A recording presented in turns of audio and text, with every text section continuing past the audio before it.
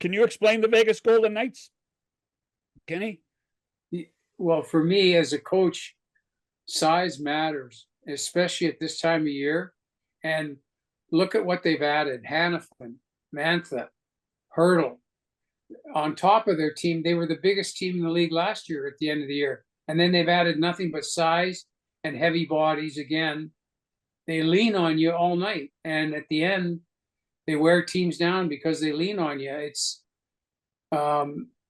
It's impressive because there are times when they get a lead, they're not even trying to score. They're controlling the territory of the game, and you don't get any second chances. Every puck's confronted in your own zone.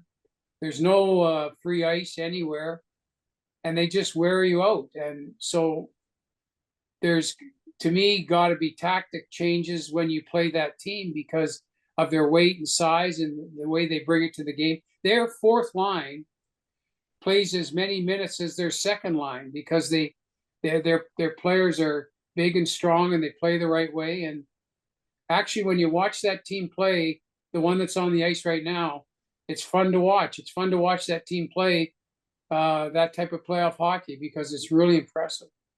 Well, I watched the game against Dallas last night. The thing that I noticed was it was 2-1 for Vegas.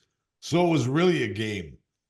And yet they looked so comfortable and confident in what they were doing the whole night. I don't think I've seen an NHL team in the playoffs look that confident. Did you feel that way? Yeah, Bob, right now in the league right now, they're the best team at controlling the blue lines. Right.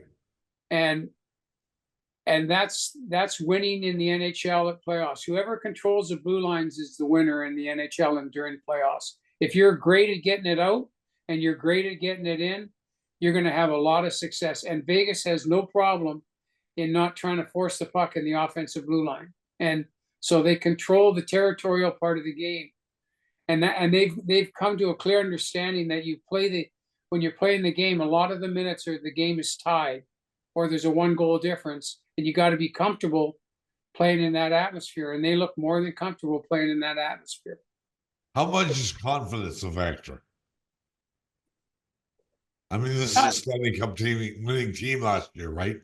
Yeah, I think the confidence comes from the fact that it's a 7-game series, not a 1-game series.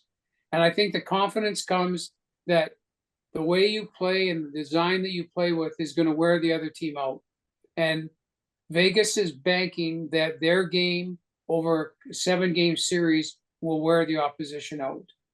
And you look at their minutes distribution, their matchup distribution, the way they go at it, they're counting on wearing you out in the third period in every game.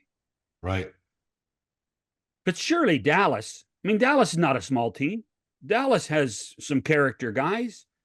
Is experience that different between those two teams? I actually like the Dallas team as a whole probably better than I do Vegas, but there just seems to be that edge that the Golden Knights have.